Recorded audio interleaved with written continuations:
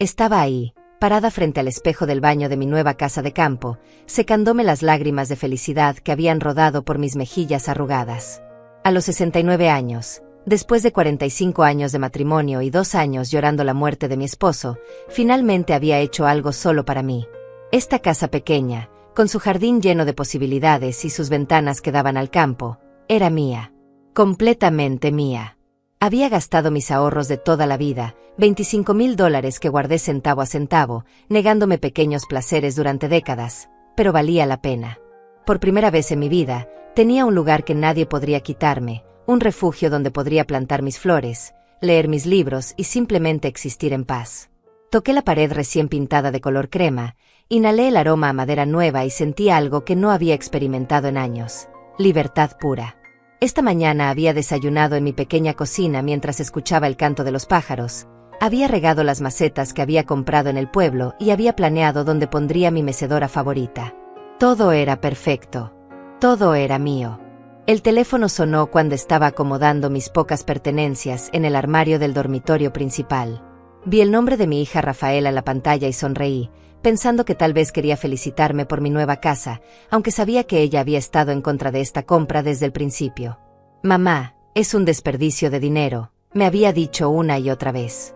«Deberías quedarte en tu departamento, cerca de nosotros». Cerca de nosotros, no conmigo. Cerca, para estar disponible cuando me necesitaran. «Hola, mijita», contesté con esa alegría maternal que nunca se apaga, sin importar cuántas veces te hayan decepcionado. «Mamá, prepárate. En 1 hora estaré ahí con 20 personas de la familia de Ignacio», me dijo sin siquiera saludar, con esa voz autoritaria que había desarrollado desde que se casó. «Haz comida para todos y prepara nuestros cuartos. Nos quedaremos solo 2 semanas». El mundo se detuvo. Literalmente sentí como si el piso se moviera bajo mis pies. Mi corazón comenzó a latir tan fuerte que pensé que se me saldría del pecho. ¿Cómo que 20 personas, Rafaela? Yo acabo de llegar, no tengo nada preparado, ni siquiera tengo comida para... Mamá, no seas dramática. Es tu familia ahora, tienes que recibirlos bien. Ignacio dice que su prima Paula viene con sus 4 hijos pequeños, su hermano Nazario con su esposa e hijos gemelos, y también vienen los tíos Pascual y Rubén con sus familias. Es época de vacaciones y necesitan un lugar donde quedarse gratis. Tu casa es perfecta. Pero Rafaela, yo no tengo espacio para tanta gente, esto es una casa pequeña de 2 habitaciones, y además... No hay peros. Somos tu familia, tienes la obligación de ayudarnos. Además, ¿para qué compraste esa casa tan grande si no es para que la usemos? No seas egoísta, mamá. Ya venimos en camino. Así que ponte las pilas y prepara todo. Ah, y asegúrate de que haya suficientes toallas limpias para todos. Los niños van a querer nadar en el río, así que también prepara algo de comer para el camino de regreso. Nos vemos. Colgó. Así, sin más. Me quedé ahí, sosteniendo el teléfono con la mano temblorosa, sintiendo como toda la felicidad que había sentido hace apenas unos minutos se desvanecía como humo. 20 personas. En mi casa nueva. Sin previo aviso. Sin preguntarme si podía, si quería, si tenía los medios para atenderlos. Y lo peor de todo, hablando de mi casa como si fuera un hotel familiar gratuito. Miré alrededor de mi pequeña casa de 2 habitaciones y un baño. ¿Dónde iban a dormir 20 personas? ¿En el piso? ¿En mi sala que apenas tenía un sofá pequeño? Mi refrigerador estaba prácticamente vacío, apenas tenía algunos huevos, un poco de leche y unos tomates que había comprado en el pueblo. ¿Cómo iba a alimentar a 20 personas con eso? ¿Con qué dinero iba a comprar comida para 2 semanas para tanta gente? Pero lo que más me dolió no fue la logística imposible de la situación. Lo que me partió el corazón fue darme cuenta de que, una vez más, mi opinión no importaba. Mi hija había decidido por mí, había dispuesto de mi casa, de mi tiempo, de mi dinero, como si yo fuera su empleada y no su madre. Como si esta casa, que había comprado con el sudor de mi frente y los ahorros de toda mi vida, fuera un hotel gratuito para la familia de su esposo. Me senté en el borde de mi cama nueva, esa que había elegido con tanto cuidado, pensando en las mañanas tranquilas que pasaría ahí leyendo, y comencé a sentir esa familiar sensación de vacío en el estómago.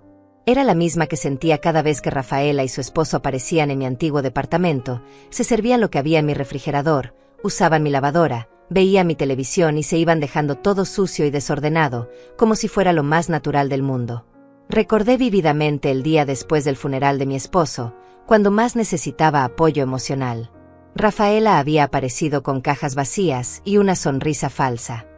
«Mamá, tienes demasiadas cosas. Necesitas deshacerte de todo esto», me había dicho mientras empacaba los libros de mi difunto marido sin preguntarme. «Nosotros nos llevamos esto. Tú no lo necesitas. A tu edad ya no lees tanto». Y yo, en mi dolor y confusión, la había dejado llevarse la mitad de mis recuerdos, incluyendo el reloj de oro que había sido de mi suegro. Cuando vendí el departamento para comprar esta casa, ella había insistido en que le diera el dinero a ella para invertirlo mejor. «Mamá, tú no entiendes de finanzas. Yo sé cómo hacer que ese dinero crezca», me había dicho con esa sonrisa condescendiente que tanto odiaba. Cuando me negué, no me habló durante un mes completo. Y ahora, el primer día en mi nueva casa, ya estaba reclamando su derecho a usarla como si fuera suya. Las lágrimas comenzaron a rodar por mis mejillas mientras veía por la ventana el jardín que había soñado cuidar. En una hora, todo este silencio, esta paz, esta sensación de libertad, se convertiría en caos. Me quedé sentada en mi cama durante varios minutos, tratando de procesar lo que acababa de pasar. El silencio de mi casa nueva, que hace unos momentos me había parecido tan hermoso y tranquilizador, ahora se sentía pesado y amenazante. En menos de una hora, este refugio que había construido con tanto sacrificio se convertiría en un lugar de caos y exigencias. Me levanté lentamente, sintiendo el peso de mis 69 años más que nunca. Mis piernas temblaron ligeramente mientras caminaba hacia la cocina, donde abrí el refrigerador con una mezcla de esperanza y desesperación.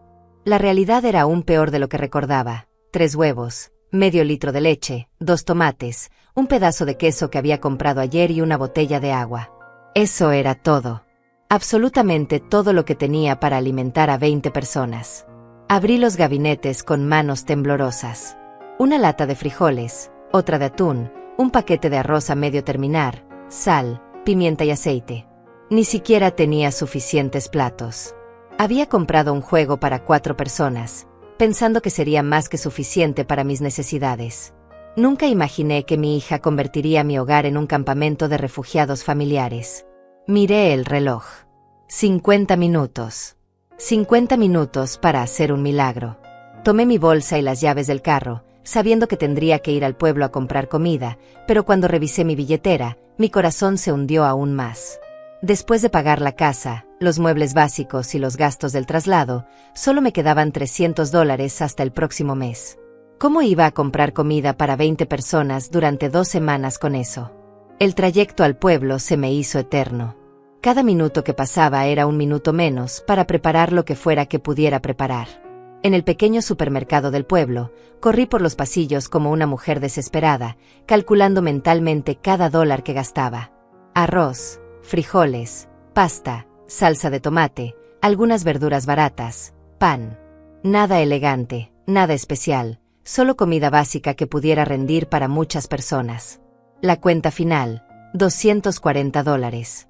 Casi todo lo que me quedaba. Cuando regresé a casa, solo me quedaban 20 minutos.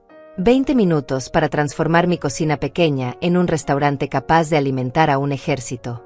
Puse a hervir agua para el arroz y la pasta, abrí latas como una mujer poseída, piché verduras con lágrimas corriendo por mis mejillas.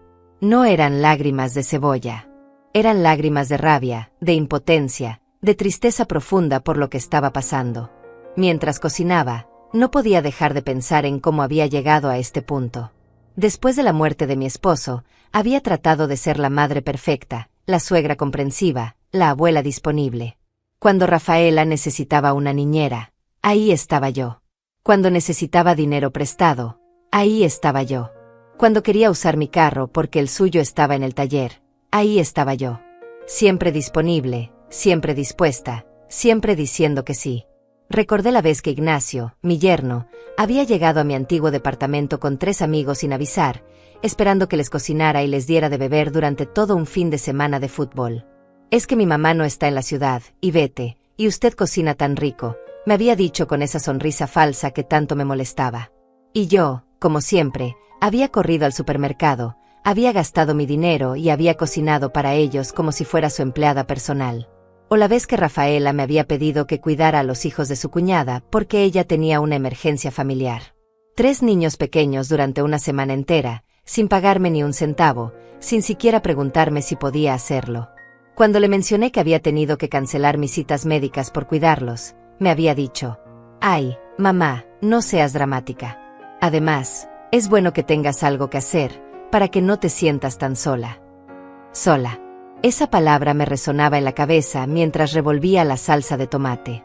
Me sentía más sola rodeada de mi familia que cuando estaba realmente sola. Porque la soledad verdadera es honesta, no pretende amarte mientras te utiliza. El sonido de carros acercándose me sacó de mis pensamientos. Miré por la ventana y vi 3 vehículos llenos de gente bajándose como si llegaran a un resort todo incluido. Niños gritando, adultos riendo, maletas siendo sacadas de las cajuelas. Y ahí estaba Rafaela, dirigiendo el espectáculo como la anfitriona oficial de mi casa. «Mamá», gritó desde afuera, «ven a ayudarnos con las maletas». Me quedé ahí, parada en mi cocina, sosteniendo la cuchara de madera con la que había estado revolviendo la salsa, y algo dentro de mí se quebró. No de la manera dramática que ves en las películas, sino de una forma silenciosa y definitiva. Como cuando se rompe el hilo más delgado que sostiene un peso demasiado pesado. Salí de la cocina y abrí la puerta principal. Lo que vi me quitó el aliento. 20 personas, efectivamente. Desde bebés hasta adultos mayores, todos bajándose de los carros como si llegaran a su casa de vacaciones favorita. Algunos ya tenían trajes de baño puestos, otros cargaban neveras portátiles llenas de cerveza, y todos, absolutamente todos, me miraban con esa sonrisa expectante de quien sabe que va a ser atendido como un rey. «Y vete», gritó Paula, la prima de Ignacio, mientras cargaba a un bebé llorón. «¡Qué hermosa casa! Los niños van a estar tan felices aquí. Espero que hayas preparado mucha comida porque venimos con hambre del viaje». Nazario, el hermano de Ignacio, se acercó dándome una palmada en la espalda como si fuéramos viejos amigos. «Suegra, esto está perfecto para las vacaciones. ¿Ya está lista la comida? Los niños no han almorzado». Los niños no han almorzado. Claro que no han almorzado. Porque sabían que la abuela Ivete estaría ahí para solucionarlo todo, como siempre. Como la empleada confiable que nunca dice que no. «Mamá», me dijo Rafaela acercándose con una sonrisa que no llegaba a sus ojos, «espero que hayas preparado las habitaciones. Paula y su familia van a necesitar la habitación principal porque el bebé llora mucho en las noches, y nosotros podemos dormir en la otra. Los demás pueden acomodarse en la sala». La habitación principal. Mi habitación. La habitación donde había puesto mis cosas hace apenas unas horas, donde había imaginado despertarme todas las mañanas viendo el jardín por la ventana. Sin preguntarme, sin consultarme, ya habían decidido que yo dormiría en el sofá de mi propia casa. Miré a todas estas personas invadiendo mi espacio, tocando mis cosas, hablando de mi casa como si fuera suya, y por primera vez en muchos años, sentí algo diferente a la resignación. Sentí una chispa pequeña pero real de algo que había olvidado que existía, indignación. Pero todavía no sabía qué hacer con ella. «Mamá, la comida», me gritó Rafaela desde la puerta, como si fuera una mesera que se había tardado demasiado en tomar la orden. «Los niños tienen hambre y los adultos también queremos almorzar antes de instalarnos». Regresé a la cocina como un zombi, sintiendo los ojos de 20 personas clavados en mi espalda. En la estufa, el arroz se había pegado un poco al fondo de la olla, la pasta estaba al punto de pasarse y la salsa de tomate se veía más aguada de lo que hubiera querido. Pero era lo que había. Era lo que había logrado hacer con el poco tiempo y dinero que tenía. Comencé a servir en los pocos platos que tenía, sabiendo que no iban a alcanzar. Efectivamente, después de servir 8 platos, se me acabaron los trastes. Tuve que improvisar con tazas, platos hondos y hasta usar la tapa de una olla como plato para uno de los niños más pequeños. La humillación era completa. «¿Esto es todo?», preguntó Nazario al ver su plato con la pequeña porción de arroz con salsa que había podido servirle. «Pensé que habría carne o pollo. ¿No tienes nada más?» «Es que llegaron muy de repente y no tuve tiempo de…», empecé a explicar, pero Ignacio me interrumpió. «Y vete, está bien, Entendemos que no esperabas tanta gente, pero podrías haber hecho un esfuerzo. Somos familia, ¿no? Además, esta casa está hermosa. Seguramente tienes dinero guardado para comprar mejores cosas. Dinero guardado. Si supieran que acababa de gastar casi todo lo que me quedaba en esa comida que estaban criticando, tal vez. No, probablemente seguirían criticando. La familia de Ignacio tenía esa habilidad especial de hacerte sentir culpable sin importar las circunstancias. Abuela, me dijo uno de los gemelos de Nazario, un niño de unos 8 años, ¿tienes videojuegos? En casa de mis otros abuelos sí tienen. No, mi amor, aquí no hay videojuegos, le respondí con la voz más dulce que pude, tratando de no descargar mi frustración en un niño inocente. ¿Y televisión por cable? ¿Y wifi? Siguió preguntando. Tampoco, mi vida. Acabo de mudarme y todavía no he contratado esos servicios. El niño me miró como si le hubiera dicho que vivía en una cueva. Entonces, ¿qué vamos a hacer por 2 semanas? Esto es aburrido. Paula, mientras cambiaba el pañal de su bebé en mi mesa del comedor, se sumó a la conversación.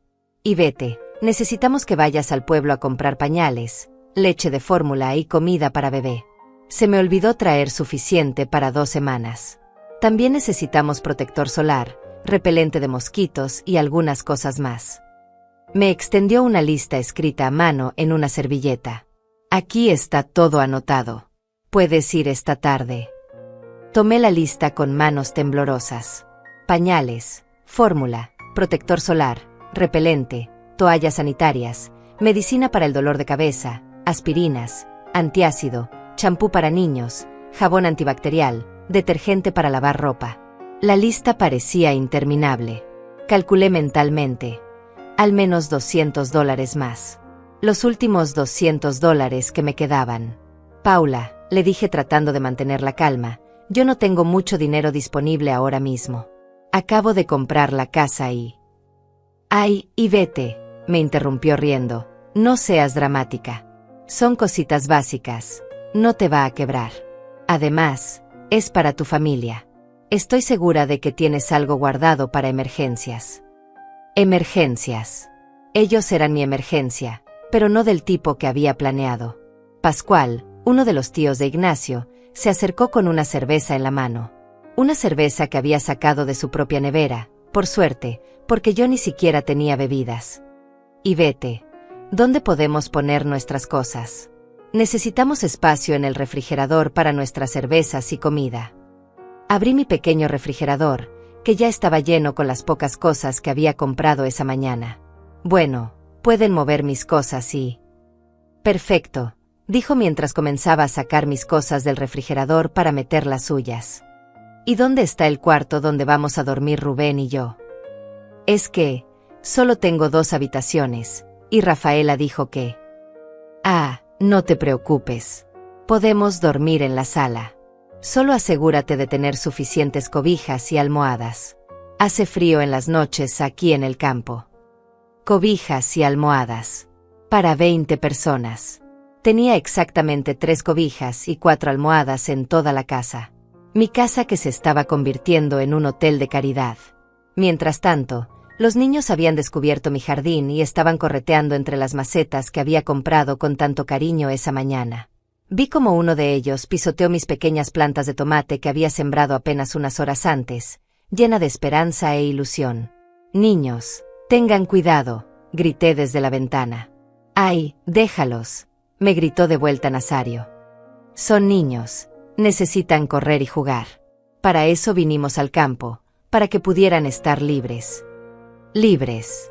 En mi jardín. Destruyendo mis plantas. Con mi dinero pagando mis comidas. Mientras yo me convertía en la empleada de hotel de toda esta gente.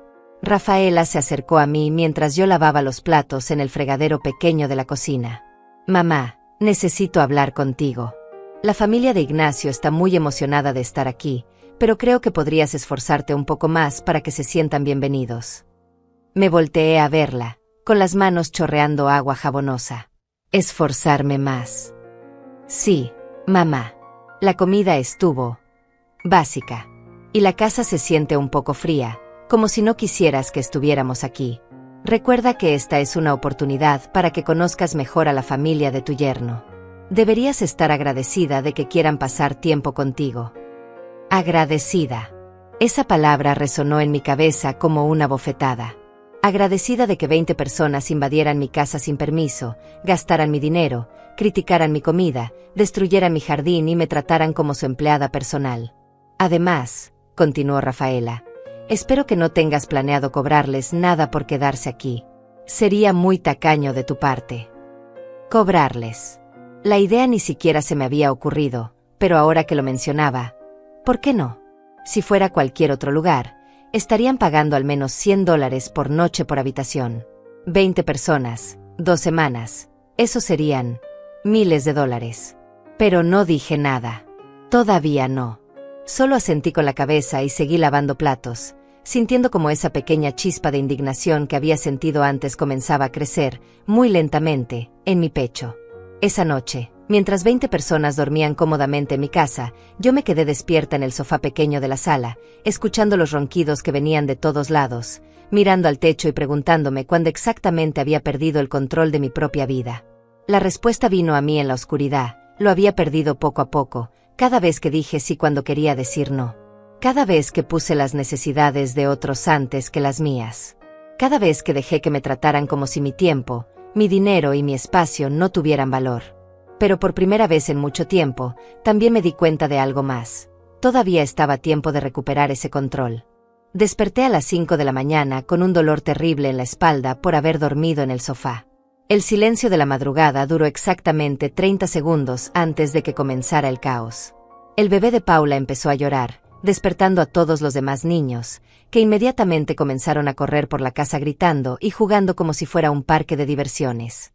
Me levanté del sofá, sintiendo cada uno de mis 69 años en las articulaciones, y me dirigí a la cocina para hacer café. Necesitaba cafeína para sobrevivir lo que se avecinaba. Pero cuando llegué, me encontré con Nazario ya ahí, revisando mi refrigerador como si fuera el suyo. «Buenos días, Ivete», me dijo sin levantar la vista. «¿Dónde está el café? Y necesitamos leche para los cereales de los niños». «No tengo cereales», le respondí, tratando de mantener un tono neutral. «¿Cómo que no tienes cereales? ¿Qué van a desayunar entonces los niños?» Era una pregunta honesta, y yo no tenía una respuesta honesta. No tenía cereales, no tenía suficiente leche, no tenía suficiente de nada para alimentar a 20 personas durante 2 semanas. Mi pequeña despensa estaba diseñada para una sola persona que comía de manera simple y económica. «Puedo hacer huevos revueltos», ofrecí, sabiendo que me quedaban exactamente 6 huevos después de los que había usado ayer. «¿6 huevos para 20 personas?», me preguntó Nazario riéndose. «Mejor vamos al pueblo a comprar comida de verdad. Pero que sea rápido porque los niños van a tener hambre pronto». «Vamos». Como si fuera una decisión conjunta. Como si el dinero fuera de ambos. Como si yo no acabara de gastar mis últimos ahorros ayer en una comida que habían criticado. Paula apareció en la cocina con el bebé en brazos y cara de pocos amigos. «Ivete, necesito que hiervas agua para el biberón, y también necesito que laves esta ropa porque el bebé se hizo encima en la noche». Me extendió una bolsa llena de ropa sucia que olía terrible. «¿No trajiste suficiente ropa para el bebé?», le pregunté. «Sí, pero no pensé que se iba a ensuciar tanto. Además, aquí tienes lavadora, ¿no? Es más fácil lavar aquí que cargar tanta ropa». Más fácil para ella. Más trabajo para mí. Más gasto de agua, luz y detergente para mí. Los niños comenzaron a llegar a la cocina como una manada de lobos hambrientos. 5 niños entre los 4 y los 12 años, todos preguntando qué había para desayunar, todos esperando que la abuela mágica produjera comida de la nada. «Abuela, tengo hambre», me dijo la niña más pequeña, con una cara tan inocente que me partió el corazón. No era culpa de ella estar en esta situación. «Ya sé, mi amor. Vamos a ver qué podemos hacer», le respondí, abriendo gabinetes vacíos y tratando de hacer milagros. Rubén apareció bostezando y rascándose la barriga. «Ivete, ¿tienes café?» «Y no de ese instantáneo. Espero. Algo decente». «Café decente». Acababa de levantarme de mi propio sofá después de ser expulsada de mi propia cama, y me estaba pidiendo café gourmet. Solo tengo café instantáneo, le dije. ¿En serio? Bueno, supongo que tendremos que ir al pueblo a comprar café de verdad también. Y ya que vamos, podemos comprar todo lo que necesitamos para estos días. Podemos. Otra vez esa palabra. Como si fuéramos socios en este desastre. Rafaela bajó de mi habitación, donde había dormido cómodamente en mi cama, con cara de haber descansado perfectamente. Buenos días, mamá. ¿Ya está listo el desayuno? Ignacio tiene hambre y no le gusta esperar. Rafaela, no tengo comida suficiente para... Mamá, ya habíamos hablado de esto ayer. Necesitas organizarte mejor. Somos 20 personas, no puedes improvisar. ¿Por qué no haces una lista de compras bien hecha y vas al pueblo? Nosotros podemos quedarnos aquí cuidando la casa. Cuidando mi casa. Mientras yo gastaba mi dinero comprando comida para ellos. Ignacio apareció detrás de Rafaela, con esa sonrisa falsa que también conocía. Suegra, buenos días. Escuché que va a ir al pueblo. ¿Puede traer cigarrillos? Y cerveza, que la que trajimos no va a durar 2 semanas. También necesitamos carbón para hacer asado mañana. Cigarrillos, cerveza, carbón. La lista de gastos seguía creciendo y mi billetera seguía encogiendo. Ignacio, yo no fumo y no bebo, no sé qué marcas. No se preocupe, cualquier marca está bien. Lo importante es que tengamos suficiente para pasarla bien. Pasarla bien. Con mi dinero. En mi casa. Mientras yo trabajaba como su empleada personal. Pascual se unió al grupo en la cocina. Y vete. Anoche hablé con Rubén y pensamos que sería buena idea hacer una parrillada grande para toda la familia. Podemos invitar a más parientes que viven cerca. ¿Qué te parece si organizamos algo para el fin de semana? ¿Más parientes? Pregunté sintiendo como mi presión arterial subía. Sí, somos una familia grande y unida. Será divertido. Solo necesitamos que compres carne para unas 30 personas más o menos. Nada del otro mundo. 30 personas. Carne para 30 personas. Calculé mentalmente. Al menos $500 más. Dinero que definitivamente no tenía. No creo que pueda costear. Ay, y vete, me interrumpió Paula. No seas tacaña. Es una reunión familiar. Además, con lo que te ahorras en no pagar hotel para todos nosotros, seguramente puedes permitirte una parrillada. No pagar hotel. Como si estar en mi casa fuera gratis. Como si mi tiempo, mi espacio, mi tranquilidad no valieran nada. Los niños, mientras tanto, habían encontrado mis pocas cajas de galletas saladas y las estaban comiendo directamente del paquete, regando migajas por toda mi cocina recién limpia. Niños, no coman eso, grité. Esas galletas son para... ¿Para qué, mamá?, me preguntó Rafaela con tono molesto. Son solo galletas. Los niños tienen hambre y tú no has preparado nada para el desayuno. Al menos déjalos comer algo. Algo. Mis galletas. Mi comida. Mi última reserva de comida en la casa. Mamá, continuó Rafaela, creo que estás siendo un poco egoísta. Esta es una oportunidad hermosa para convivir en familia y tú solo te estás quejando por pequeñeces como galletas y dinero. ¿No te da gusto vernos felices? Felices. Ellos estaban felices gastando mi dinero, durmiendo en mi casa, comiendo mi comida y tratándome como su empleada. Por supuesto que estaban felices.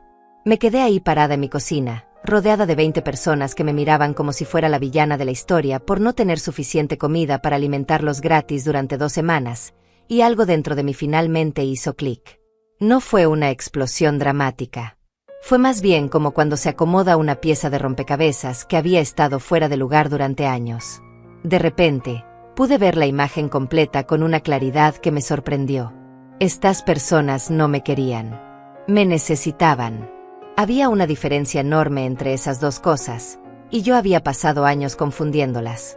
Está bien, les dije con una calma que me sorprendió a mí misma. Voy a ir al pueblo a comprar lo que necesiten. Todos sonrieron, satisfechos de haber ganado otra batalla contra la abuela servicial. Pero mientras tomaba mi bolsa y las llaves del carro, no estaba pensando en comida o en listas de compras. Estaba pensando en algo completamente diferente. Estaba pensando en la oficina del abogado que había visto en el pueblo ayer, y en una conversación que tal vez era hora de tener. Por primera vez en días, salí de mi casa con una sonrisa real en los labios. El viaje al pueblo esa mañana fue el más liberador que había tenido en años. Por primera vez desde que llegó mi familia, estaba sola con mis pensamientos, sin nadie exigiéndome nada, sin niños gritando, sin adultos tratándome como empleada doméstica. El silencio del carro se sentía como un bálsamo para mi alma herida. Pero no fui directamente al supermercado como esperaban. En lugar de eso, estacioné frente a un pequeño café que había visto el día anterior y me senté a tomar un café real, de verdad, mientras organizaba mis pensamientos. Necesitaba tiempo para procesar lo que había entendido esa mañana. ¿Se encuentra bien, señora?, me preguntó la mesera, una mujer de mediana edad con cara amable. Se ve un poco perturbada. Le sonreí tristemente. Digamos que estoy viviendo una situación familiar complicada. Ah, dijo asintiendo con complicidad. Familia. A veces son los que más nos lastiman, ¿verdad? Sus palabras me golpearon como un rayo.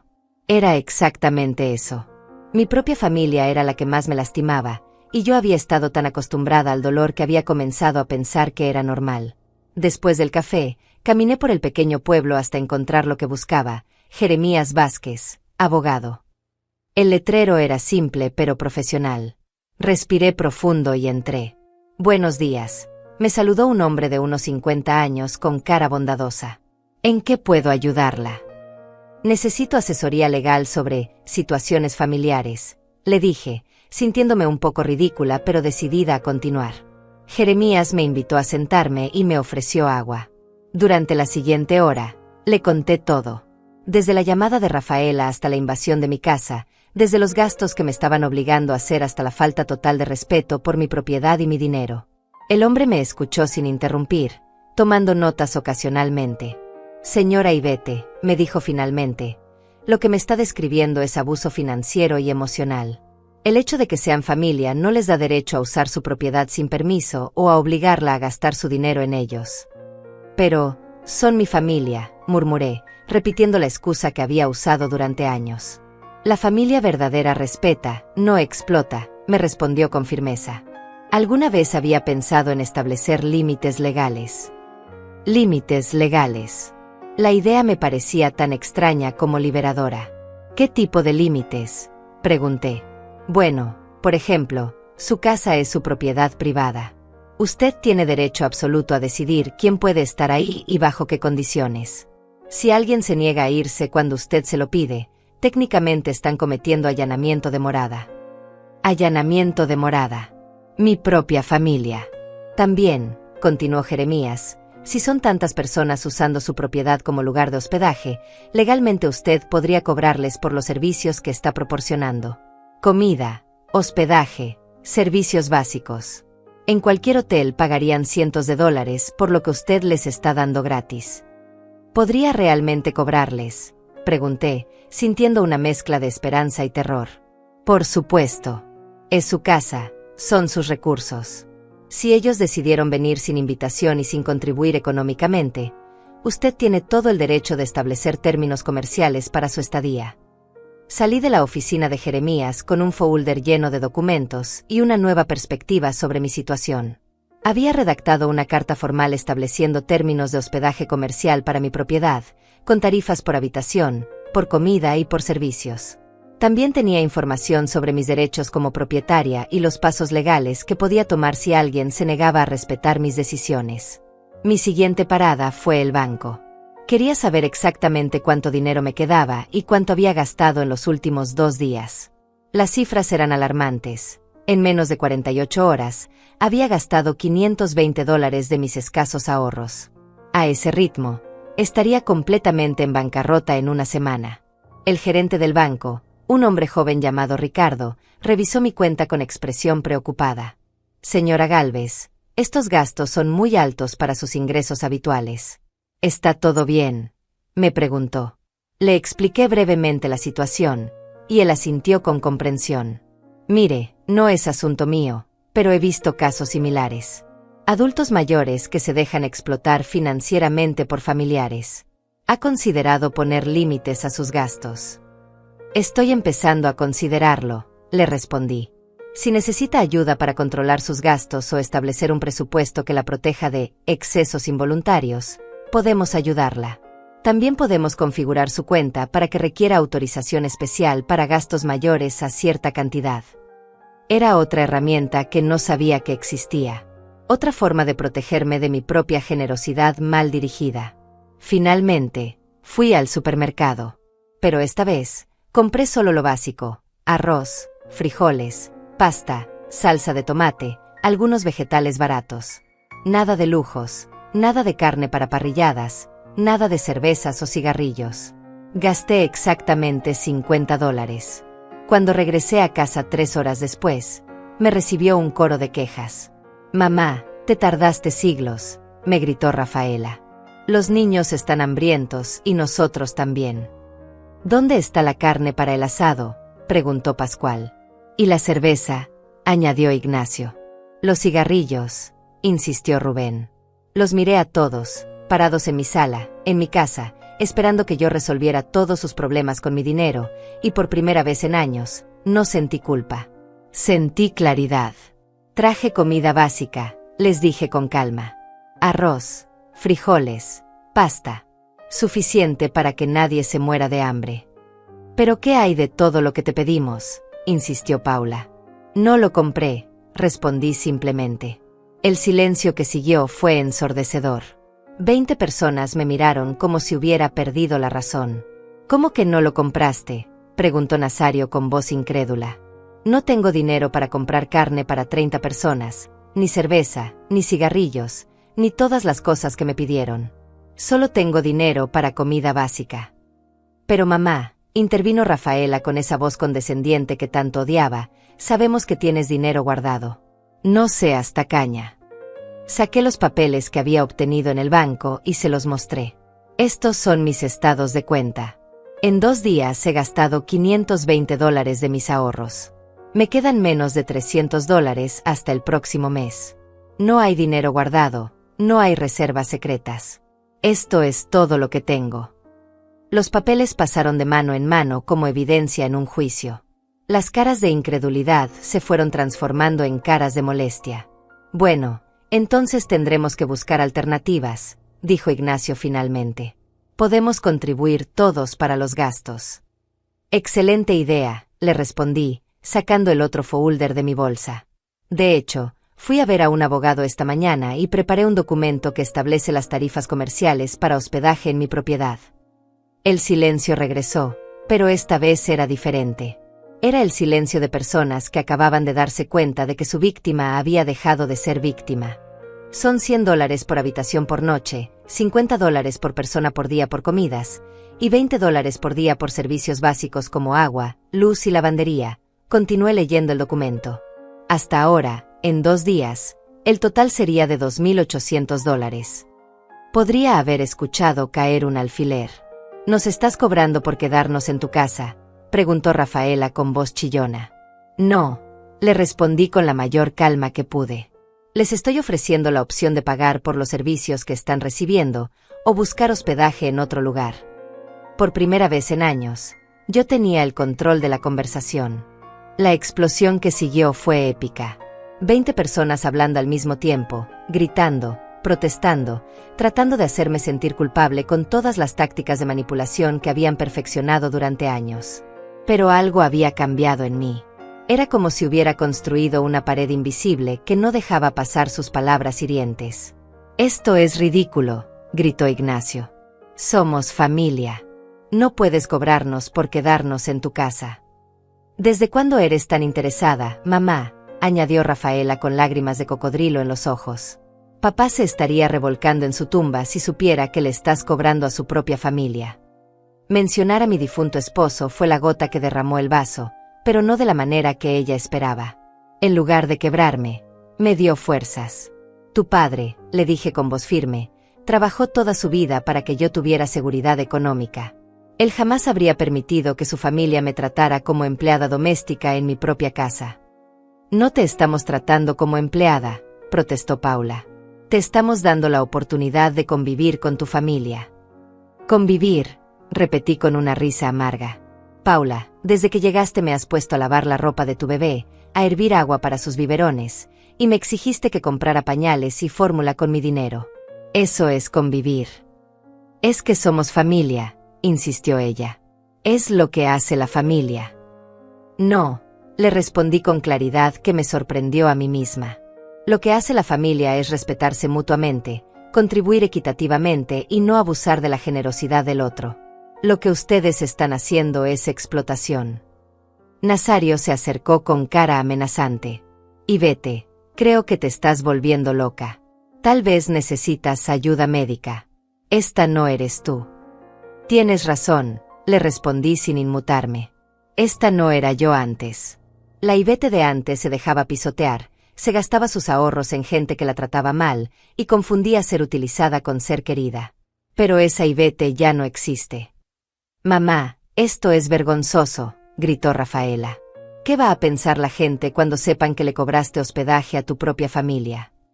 La misma gente que pensaría mal de ustedes por llegar sin invitación a casa de una mujer de 69 años y esperar que los mantenga gratis durante 2 semanas, le respondí. Pascual trató un enfoque diferente. Ivete, seamos razonables.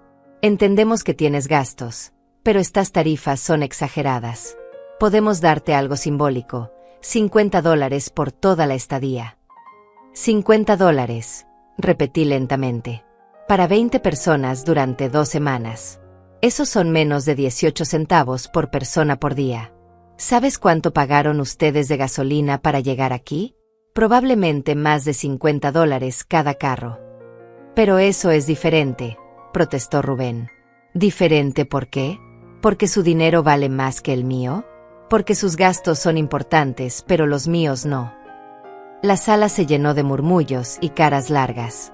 Podía ver cómo se miraban entre ellos, tratando de decidir qué estrategia usar ahora. Fue entonces cuando apareció mi salvación en forma de una mujer de unos 60 años con una canasta de verduras en las manos. Era Matilde, mi vecina, que había venido a darme la bienvenida al vecindario. Buenos días, dijo desde la puerta abierta. Soy Matilde, vivo en la casa de al lado. Vine a conocer a mi nueva vecina y... Ay, disculpe, veo que tiene visitas. Pase, por favor, le dije, agradecida por la interrupción. Son familiares que vinieron de visita. Matilde entró y inmediatamente captó la tensión en el ambiente. Era una de esas mujeres mayores que han visto tanto en la vida que pueden leer una situación en segundos. ¡Qué familia tan grande!, comentó con una sonrisa, pero sus ojos inteligentes ya estaban analizando la escena. Debe ser caro mantener a tanta gente. Espero que estén contribuyendo con los gastos. El silencio incómodo que siguió fue elocuente. ¿No están contribuyendo?, preguntó Matilde con sorpresa genuina. ¡Ay, qué pena! En mis tiempos, cuando uno visitaba a alguien, siempre llevaba algo o ayudaba con los gastos. Especialmente si eran tantas personas. Es que somos familia, murmuró Rafaela. Ah, con más razón, respondió Matilde con energía. La familia es la que más debe cuidar a los suyos. ¿Saben qué? Mi hija vive en la ciudad y cada vez que viene con sus nietos, siempre trae el mercado completo. Dice que no es justo que yo gaste mi pensión en alimentar a toda su familia. Podía ver cómo las palabras de Matilde estaban teniendo efecto. Era una cosa que yo les dijera que estaban abusando de mí, pero era otra muy diferente que una extraña lo confirmara. ¿Y ustedes de dónde vienen?, siguió preguntando Matilde con curiosidad inocente. De la ciudad, respondió Ignacio secamente. Ah, el viaje debe haber sido caro. Gasolina, comida en el camino. Y luego llegar y encontrar todo pagado. ¡Qué suerte! Aunque supongo que entre todos se organizaron para ayudar a Ivete con los gastos de tanta gente. Cada palabra de Matilde era como una aguja pinchando la conciencia de mi familia. O al menos, pinchando su orgullo de verse expuestos ante una extraña. Matilde, le dije, ¿le gustaría tomar un café? Me encantaría conocerla mejor. Por supuesto. Pero no se preocupe por atenderme. Veo que ya tiene las manos llenas con tanta gente. Mientras preparaba café para Matilde en la cocina, ella me siguió. Querida, me susurró, no sé si es mi lugar decirlo, pero esa gente no tiene cara de estar aquí por cariño. Tienen cara de estar aquí por conveniencia. Sus palabras fueron como un bálsamo. Alguien más veía lo que yo había estado viendo, pero que había estado negando durante años. «Es muy obvio», le pregunté. «Hijita, llevo 60 años en este mundo. He visto de todo. Esa gente llegó esperando ser atendida como reyes, y usted tiene cara de quien no ha dormido bien y está gastando dinero que no tiene». Me quebré un poco. «Es que son mi familia. La familia verdadera no abusa, hija. La familia verdadera cuida a sus mayores, no los explota». Matilde me puso una mano cariñosa en el hombro. «¿Quiere que le cuente algo? Mi hermana tuvo el mismo problema con sus hijos. Vivían de ella, la tenían como empleada, le gastaban su pensión. ¿Sabe qué hizo?» «¿Qué?», pregunté con esperanza. «Les puso límites. Les dijo: ustedes me visitan cuando yo los invite, por el tiempo que yo decida, y contribuyen con los gastos. Si no les parece, busquen hotel». Al principio hubo drama, gritos, chantajes emocionales. Pero después se dieron cuenta de que hablaba en serio. Y funcionó. Por supuesto. Ahora la visitan de vez en cuando, siempre traen algo, siempre ayudan, y la tratan con respeto. Porque aprendieron que el cariño de mamá no es gratis cuando lo confunden con explotación. Cuando regresamos a la sala con el café, la familia había estado murmurando entre ellos. Podía ver que habían llegado a algún tipo de consenso. Ignacio se aclaró la garganta. «Y vete, hemos estado hablando, y creemos que tal vez podríamos contribuir algo para los gastos. No las cantidades exageradas que propones, pero algo razonable». «¿Cuánto consideran razonable?», pregunté. $200 por toda la estadía de todos nosotros», dijo Rafaela. Matilde casi se atraganta con el café. $200 para 20 personas durante 2 semanas. Hijitos, en el hotel más barato del pueblo cobran $60 por noche por habitación. La matemática era implacable, y ellos lo sabían. Pero yo ya había tomado mi decisión. $200, repetí lentamente, como si estuviera considerando la oferta. Los vi a todos con expectativa en sus rostros, pensando que habían encontrado la manera de salirse con la suya una vez más. Para 20 personas, durante 14 días, con 3 comidas diarias, hospedaje, agua, luz, gas, lavandería y limpieza. «Exacto», dijo Rafaela con una sonrisa de triunfo. «¿Ves? Somos razonables. Queremos contribuir». Matilde me miraba con esa expresión que solo tienen las mujeres sabias cuando ven venir algo bueno. Había captado perfectamente lo que estaba pasando. «Está bien», les dije finalmente. «Acepto su propuesta». Todos suspiraron aliviados. Pensaron que habían ganado. Pero, continué, y vi cómo sus caras se endurecieron, con una condición. Como esta es ahora una transacción comercial, quiero que firmen un contrato de hospedaje. «¿Un contrato?», preguntó Nazario con desconfianza. «Por supuesto. Si van a pagar por servicios, necesitamos establecer claramente qué incluyen esos servicios y qué no. Es para protegernos a todos». Saqué los papeles que Jeremías había preparado y los puse sobre la mesa de centro. «Este contrato especifica que por $200, ustedes tienen derecho a dormir en el piso de la sala, una comida básica al día, arroz y frijoles, acceso al baño durante horarios específicos, y nada más». «Una comida al día», gritó Paula. «Pero nosotros esperábamos 3 comidas». «Claro que pueden tener 3 comidas al día», le respondí con dulzura, «pero eso está en el paquete premium, que cuesta los $2.800 que mencioné originalmente». «Esto es absurdo», exploró Ignacio. «Estás loca si piensas que vamos a firmar eso». «No tienen que firmarlo», les dije con perfecta calma. «Pueden buscar hospedaje en otro lugar. De hecho, creo que sería lo mejor para todos». «Mamá», gritó Rafaela, «no puedes echarnos. Somos tu familia». «No los estoy echando», respondí. «Les estoy dando opciones. Pueden pagar las tarifas comerciales por los servicios que quieren, pueden aceptar los servicios básicos que pueden costear, o pueden buscar alternativas que se ajusten mejor a su presupuesto». Matilde aplaudió lentamente. «Bravo. Eso es exactamente lo que necesitaba hacer mi hermana. Opciones claras, términos justos, sin chantajes emocionales. Usted no se meta, le gritó Rafaela a Matilde. Esto es un asunto familiar. Tiene razón, respondió Matilde levantándose. Es un asunto familiar. Y una buena familia no trata así a sus mayores. Se dirigió hacia la puerta, pero antes de irse se volteó hacia mí. Y vete, si necesita cualquier cosa, ya sabe dónde vivo. Y si esta gente le causa problemas, no dude en llamarme. Aquí en el pueblo nos cuidamos entre vecinos. Después de que Matilde se fue, la sala quedó en silencio. Podía ver las ruedas girando en sus cabezas, tratando de encontrar una nueva estrategia.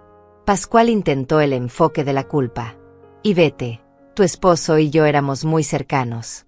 Él me consideraba como un hermano. ¿Crees que le gustaría verte tratando así a su familia política? Mi esposo, le respondí, me enseñó a valorarme a mí misma. Me enseñó que el amor verdadero se demuestra con acciones, no con palabras. Y me enseñó que permitir que otros abusen de ti no es amor, es cobardía. Rubén probó con intimidación. Y vete, creo que no te das cuenta de la situación en la que te estás metiendo. Somos muchos y tú estás sola. No es inteligente hacer enemigos de la familia. Sus palabras me habrían aterrorizado antes. Pero ahora solo confirmaron lo que ya sabía. Estas personas no me amaban, me necesitaban. Y cuando no podían usar mi amor, recurrían al miedo. ¿Me estás amenazando en mi propia casa?, le pregunté con una calma que me sorprendió. No es una amenaza, respondió rápidamente. Solo estoy siendo realista. La realidad, le dije, es que ustedes vinieron a mi casa sin invitación, esperando servicios gratuitos que no pueden permitirse. La realidad es que cuando les pedí que contribuyeran equitativamente, se negaron. Y la realidad es que ahora que les ofrezco opciones justas, recurren a amenazas e intimidación. Paula comenzó a llorar. Era un llanto dramático, diseñado para manipular. No puedo creer lo cruel que te has vuelto. Y vete. Mi bebé necesita estabilidad, y tú nos estás echando a la calle. Tu bebé, le respondí, necesita padres que puedan costear sus necesidades básicas sin depender de explotar a una mujer mayor. Si no pueden permitirse unas vacaciones, tal vez no deberían tomarlas. Los niños, que habían estado jugando en el jardín, entraron corriendo. Abuela, ¿por qué están todos gritando?, preguntó la más pequeña. Mi corazón se partió un poco. Los niños eran inocentes en todo esto. Pero sus padres los estaban usando como escudos emocionales. Los adultos estamos teniendo una conversación seria, le respondí con dulzura. ¿Por qué no van a jugar afuera un ratito más? Es que tenemos hambre, dijo uno de los gemelos. Ya está lista la comida. Miré a todos los adultos en la sala. Ninguno se movió para ocuparse de sus propios hijos hambrientos. Esperaban que yo lo hiciera, como siempre. Padres, les dije, sus hijos tienen hambre. En la cocina hay arroz y frijoles que pueden preparar para ellos. ¿No vas a cocinar tú?, preguntó Nazario con incredulidad. Yo cociné ayer y anteayer. Hoy pueden cocinar ustedes. Pero nosotros no sabemos cocinar, protestó Paula. Entonces tal vez sea hora de aprender, respondí. O pueden llevar a los niños a comer al pueblo. Hay varios restaurantes. Ignacio se levantó bruscamente. Esto es el colmo. Rafaela, empaca nuestras cosas. Nos vamos ahora mismo. ¿A dónde?, preguntó Rafaela con pánico. No tenemos reservaciones en ningún lado. Buscaremos algo. Cualquier cosa es mejor que estar aquí con esta versión de tu madre. Me quedé sentada, mirándolos correr de un lado a otro empacando sus cosas apresuradamente. Parte de mí se sentía triste viendo el caos. Pero una parte más grande se sentía aliviada. Mamá, me dijo Rafaela cuando ya tenían todo empacado, esta no eres tú. No sé qué te ha pasado, pero espero que reflexiones sobre lo que has hecho hoy. Has destruido a tu familia por dinero. No, le respondí levantándome para mirarla directamente a los ojos. He encontrado mi dignidad. Y he aprendido la diferencia entre familia que me ama y gente que me usa. Te vas a arrepentir, me gritó mientras salía. Cuando estés sola y enferma, No vengas a pedirnos ayuda. Prefiero estar sola y con dignidad que acompañada y sin respeto, le respondí. Uno por uno, fueron subiendo a sus carros. Los niños lloraban porque no entendían por qué se tenían que ir tan rápido. Los adultos murmuraban entre ellos, probablemente planeando cómo contarle al resto de la familia lo terrible que era su abuela / suegra. Desde mi ventana, los vi alejarse por el camino de tierra hasta que desaparecieron completamente. Por primera vez en 3 días, mi casa estaba en silencio. Un silencio real, escogido, digno. El silencio que siguió a su partida no fue vacío como había temido. Fue lleno de paz, de posibilidades, de una tranquilidad que había olvidado que existía. Caminé por mi casa lentamente, tocando mis cosas, viendo mis espacios sin la invasión de 20 personas que no respetaban ni mi propiedad ni mi persona. La cocina estaba hecha un desastre. Platos sucios apilados, migajas por todas partes, el refrigerador dejado abierto, salsas derramadas en los gabinetes. Habían usado mis cosas como si fueran desechables, sin ningún cuidado ni consideración. Pero en lugar de sentir rabia, sentí una extraña satisfacción. Cada plato que lavé, cada superficie que limpié, era una pequeña recuperación de mi territorio. Estaba secando el último plato cuando escuché que tocaban a la puerta. Por un momento, mi corazón se aceleró pensando que habían regresado para otra ronda de manipulación y chantajes. Pero cuando abrí, encontré a Matilde con una olla humeante en las manos. Hice sancocho para 2, me dijo con una sonrisa cómplice. Pensé que tal vez tendría hambre después de toda esa batalla campal. La invité a pasar y nos sentamos en mi mesa de comedor, que ahora se veía enorme para solo 2 personas después de haber estado abarrotada con 20. ¿Cómo se siente?, me preguntó Matilde mientras servía el sancocho, que olía glorioso. No lo sé, le respondí honestamente.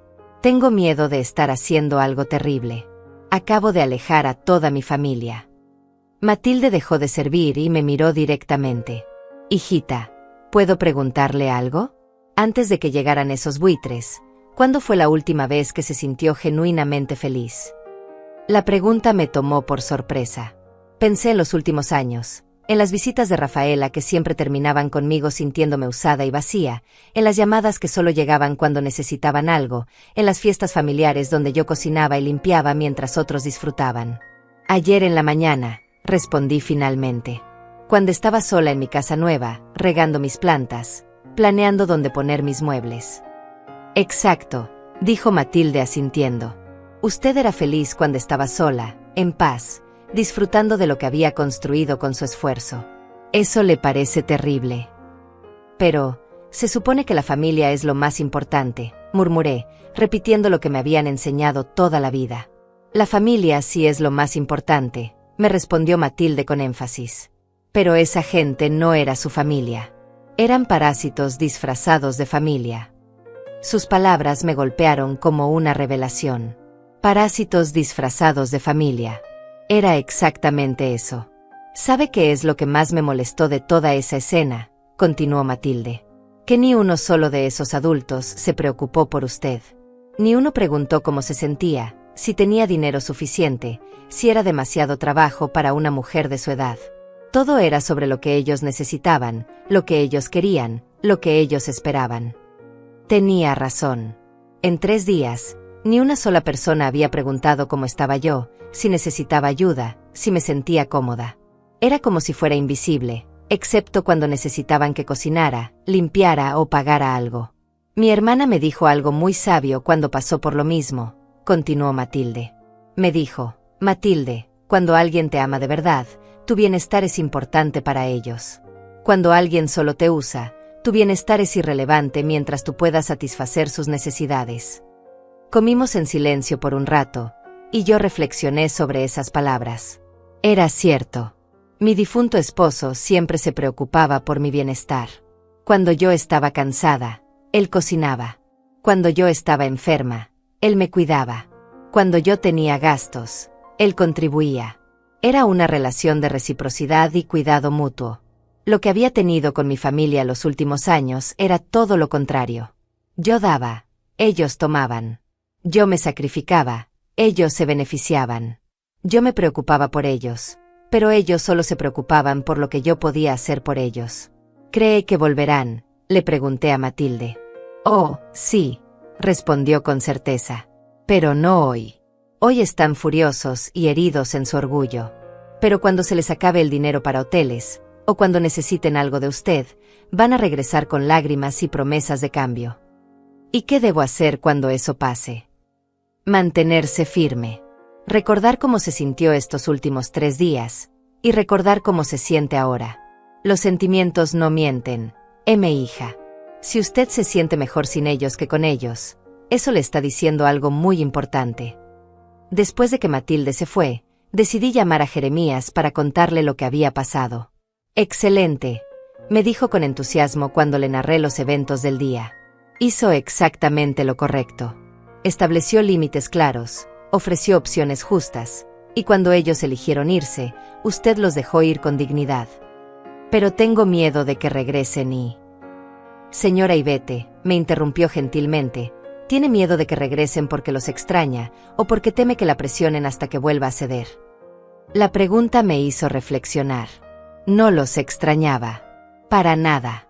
No extrañaba el caos, las exigencias, el sentimiento constante de no ser suficiente. Lo que temía era mi propia capacidad de volver a ceder ante la presión. Temo que vuelva a ceder, admití.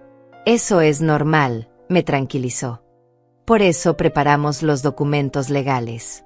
Si regresan, usted tiene respaldo legal para mantener sus límites. Y también tiene a su vecina Matilde, que parece ser una buena aliada. Esa noche, por primera vez en 3 días, dormí en mi propia cama. El silencio era hermoso. No había bebés llorando, niños corriendo, adultos roncando en mi sala. Solo el sonido suave del viento en las ventanas y el canto ocasional de algún grillo. Me desperté naturalmente a las 7 de la mañana, sin el caos de 20 personas exigiendo desayuno inmediato. Hice café solo para mí, 2 huevos revueltos solo para mí, y comí en paz mientras veía por la ventana mi jardín maltratado pero aún salvable. Después del desayuno, salí a evaluar los daños en mis plantas. Algunas estaban pisoteadas, otras arrancadas, pero la mayoría podía recuperarse con cuidado. Era una metáfora perfecta para mi vida, dañada pero no destruida, capaz de sanarse con el cuidado adecuado. Estaba replantando mis tomates cuando escuché un carro acercándose. Mi corazón se aceleró, pero cuando vi que era un carro desconocido, me relajé. Un hombre mayor bajó del vehículo y se acercó con una sonrisa amable. Buenos días, señora. Soy don Carlos. Vivo al final del camino. Matilde me contó que es nueva en el vecindario. Buenos días, don Carlos. Soy Ivette Gálvez. Mucho gusto, doña Ivette. Vengo a ofrecerle mis servicios. Tengo un pequeño negocio de jardinería y mantenimiento. Veo que tiene algunas plantas maltratadas ahí.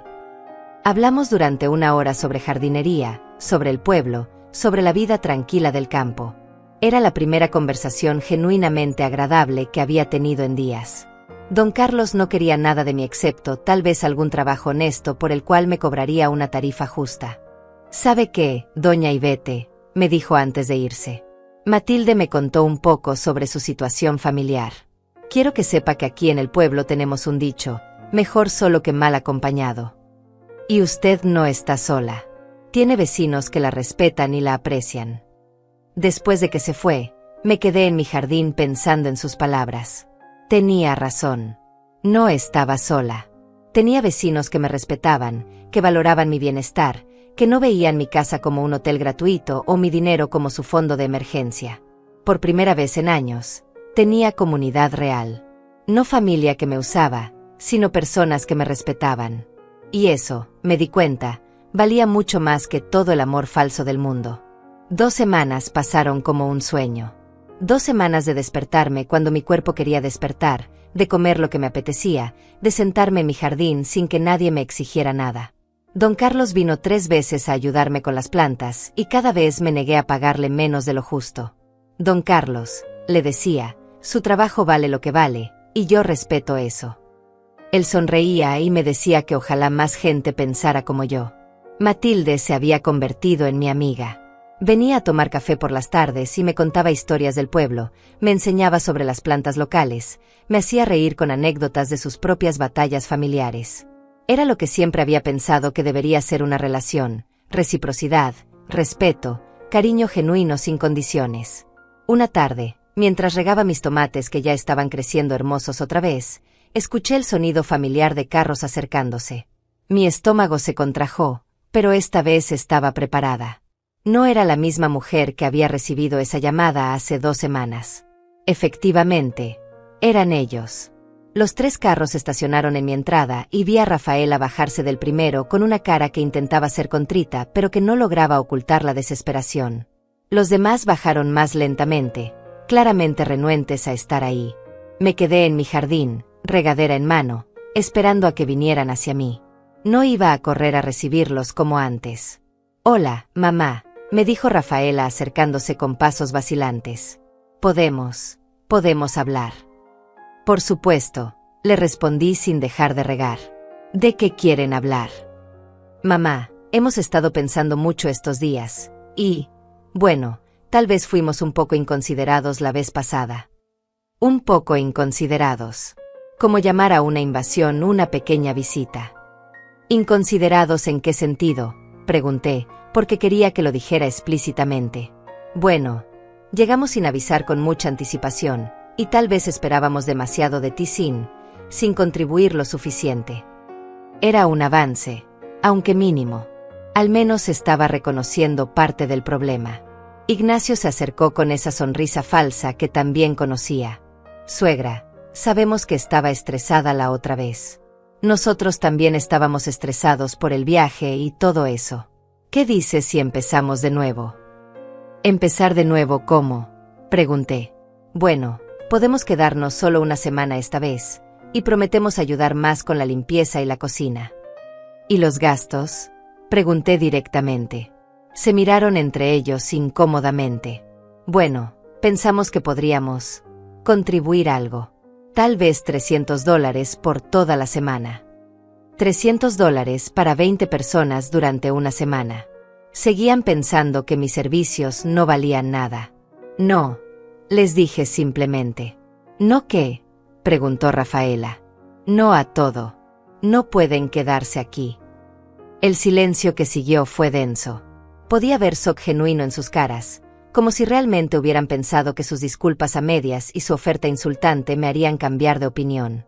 «Pero mamá», insistió Rafaela, «te dijimos que lo sentimos. No es suficiente». «¿Sienten qué exactamente?», pregunté, porque quería escucharlo. Sentimos haber llegado sin avisar y haber esperado que tú cubrieras todos los gastos sin ayudar». Era más honestidad de la que esperaba, pero aún no era suficiente.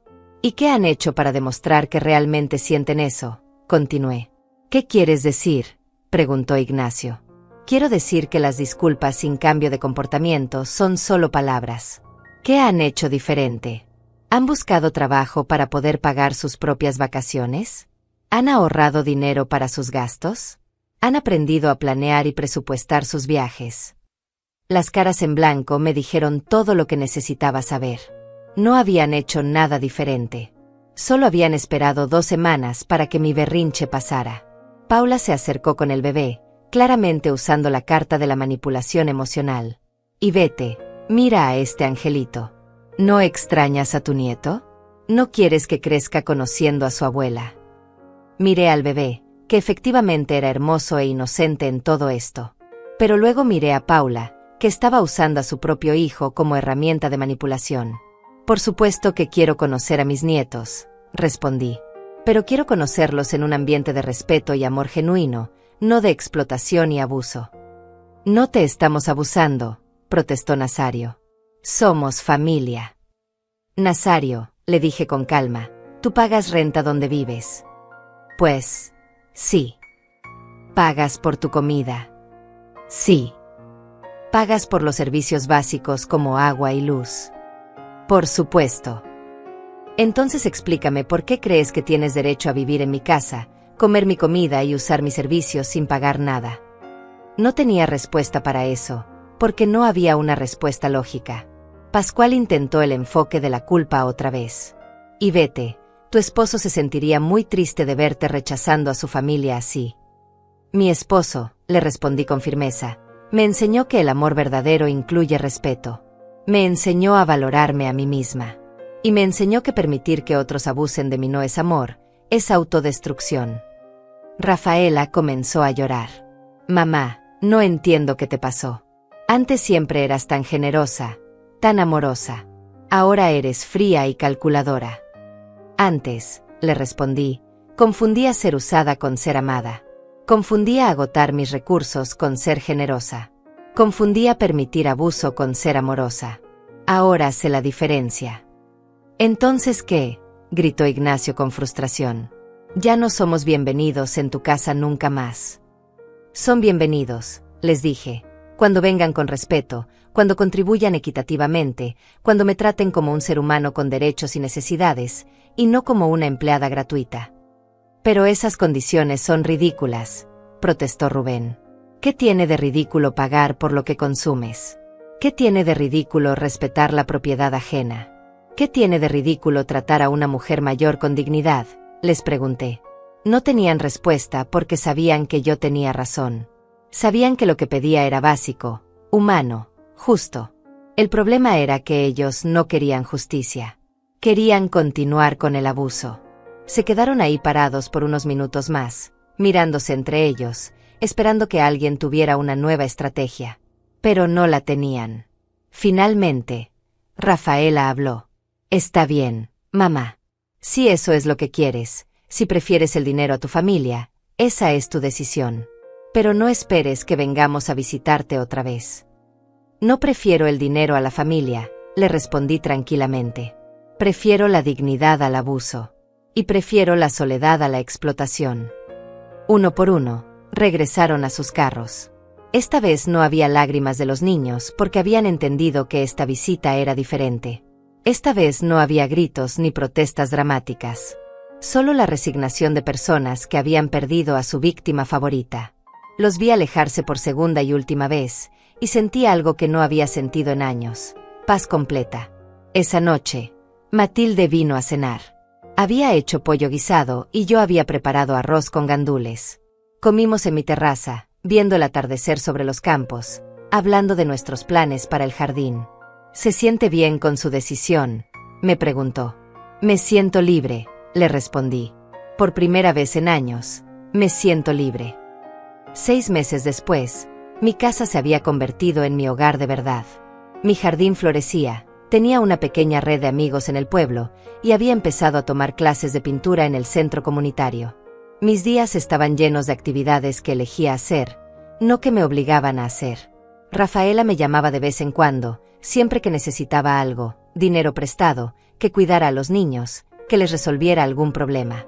Yo escuchaba con paciencia y luego le decía: lo siento, mi amor, pero no puedo ayudarte con eso. Al principio se enojaba, después suplicaba, luego amenazaba. Ahora simplemente cuelga. He aprendido que amar a alguien no significa permitir que te lastimen. He aprendido que ser generosa no significa agotarte por otros. He aprendido que la familia verdadera cuida de ti tanto como tú cuidas de ella. Y he aprendido algo más importante: nunca es demasiado tarde para recuperar tu vida, tu dignidad y tu derecho a ser feliz. Esta mañana me desperté con el canto de los pájaros, preparé mi café en mi cocina limpia y ordenada, y salí a regar mis plantas que crecen hermosas y fuertes. Al igual que yo.